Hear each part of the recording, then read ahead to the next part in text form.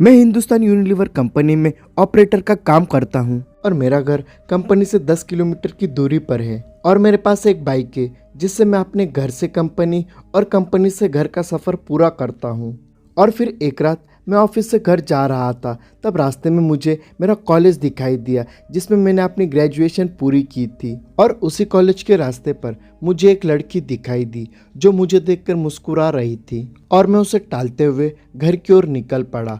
और फिर दूसरी रात फिर वही लड़की मुझे उसी जगह पर दिखाई दी और इस बार भी वो मुझे देखकर मुस्कुरा रही थी और मैं भी उसे मुस्कुराता हुआ निकल पड़ा। और मुझे उसकी प्यारी मुस्कान से प्यार हो गया था, लेकिन कभी भी मैंने वहां पर खुद को रोकने की कोशिश नहीं की। और वो लड़की कई दिनों तक मुझे वहां पर दिखाई दी, लेकिन एक दिन वो मुझे वहां पर नहीं दिखाई दी तो मैं बेचैन हो गया। लेकिन मैं उसके बारे में कुछ नहीं जानता था और ना ही उससे कभी बात की थी और इसलिए उसका पता भी नहीं लगा सकता था। और कई दिनों तक उस लड़की के ना दिखने से मैं बेचैन रहने लगा और कई बार तो मैं कंपनी से जल्दी निकलकर उसका इंतज़ार भी करा, लेकिन वो मुझे दिखाई नहीं दी। और फिर एक दिन मेरे मोबाइल पर किसी अनजान नंबर से फ़ोन आया और फिर जब मैंने फ़ोन उठाया तो सामने एक लड़की थी और फिर वह लड़की बोली कि मैं वही लड़की हूँ जिससे तुम रोज़ बाइक से गुजरते हुए देखा करते थे। जिसके बाद उसने मेरा नाम पूछा और वो मुझसे बातें करने लगी और कॉल पर उसने उसका नाम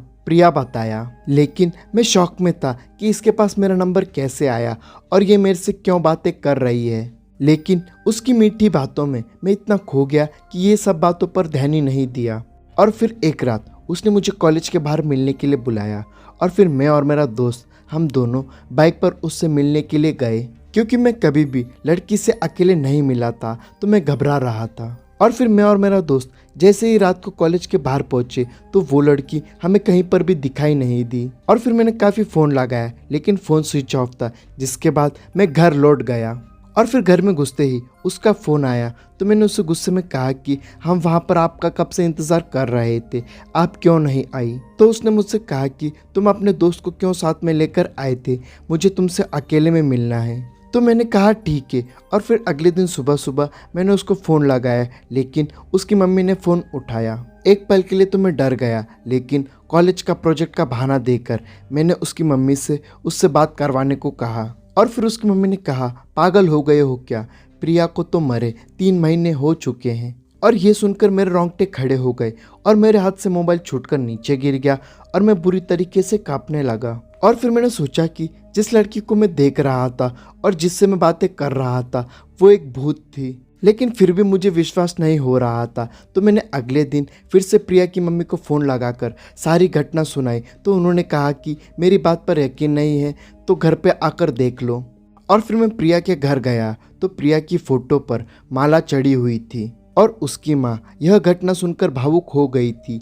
जिसके बाद मैं अपने घर लौट आया और फिर उसी दिन मैंने अपनी वो सिम निकाल कर फेंक दी और एक नया नंबर ले लिया।